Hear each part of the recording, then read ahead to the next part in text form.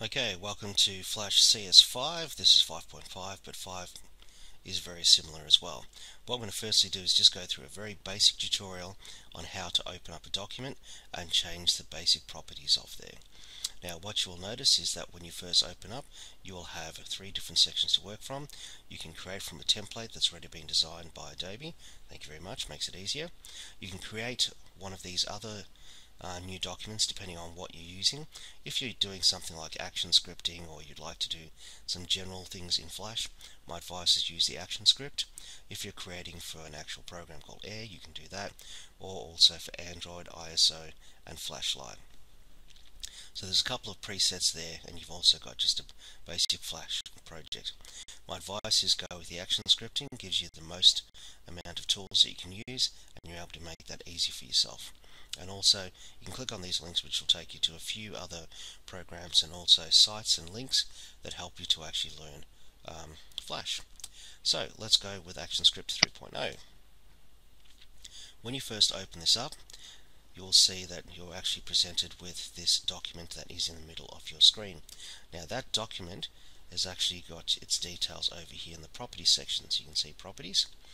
Now it's saying that it's 550 pixels wide by 400 in its length, which is there. Now there's 2 ways of changing the settings. You can click on the actual tool here which edits the properties. You can actually go in here and then change the settings like so. You can also change the frame rate if you're doing animation. If you're doing animation for TV, 24 is not bad. If you're doing for the web, 12 is more than sufficient. If you want to change your background color, you can just click on the little tab here, change the color there. I know that's a bad one, but that's fine. And if you've got all these settings and you're happy with it, you can actually make it as the default settings to start off with, so you don't have to always go through and make these changes. I'll click OK just so you can see the difference there. Now if I've decided, hang on, that's not quite right, I actually want to change that to 550, I can change that back here, doing it that way. Or, as you can see, a little cursor comes up and I can actually slide to the left to make it smaller, slide to the right to make it bigger.